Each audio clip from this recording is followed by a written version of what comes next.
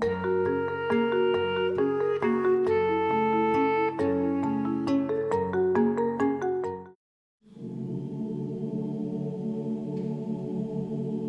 l'histoire du salut et de l'Église, Marie tient une place privilégiée. Préservée du péché par grâce spéciale et ferme dans la foi, elle est mère du Sauveur. En 1964, le pape Paul VI la proclame mère de l'Église, c'est-à-dire de tous les chrétiens.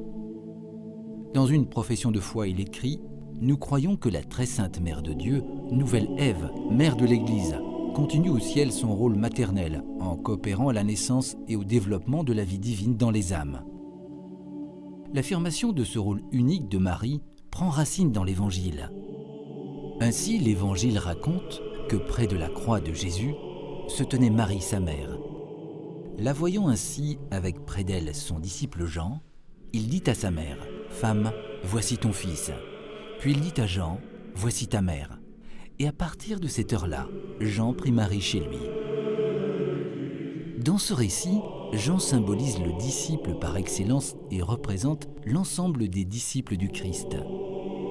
Marie est ainsi désignée comme la mère des disciples et donc de tous les chrétiens. Première disciple du Christ, exemple parfait d'amour et de foi, Marie mène les hommes vers son Fils, Jésus. Dès le début de la vie publique de Jésus, elle oriente les regards vers celui qui est le Messie.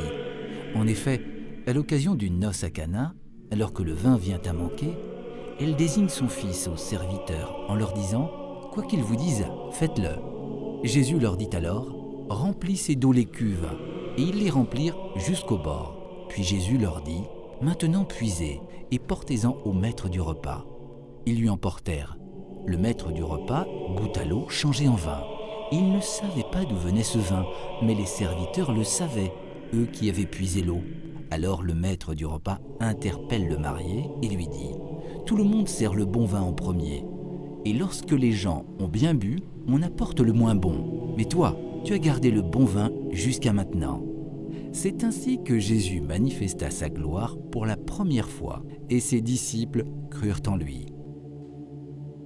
De même, en se tournant vers Marie, les chrétiens se tournent avec elle vers le Christ qu'elle ne cesse de présenter. Dans l'histoire de l'Église, quand la Vierge apparaît, c'est toujours pour rappeler les exigences de l'Évangile et les paroles de son Fils. Elle guide, encourage, soutient et réveille la foi des chrétiens du monde entier. À Lourdes, par exemple, des milliers de pèlerins viennent prier à la grotte avec le profond désir d'être entendus par Dieu par la médiation d'une mère infiniment aimante.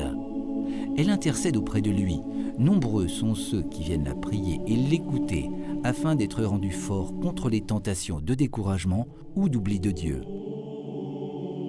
Marie est pour les chrétiens la personnification de l'absolue confiance en Dieu et de la grâce à laquelle tous les hommes sont appelés, une vie libérée du péché.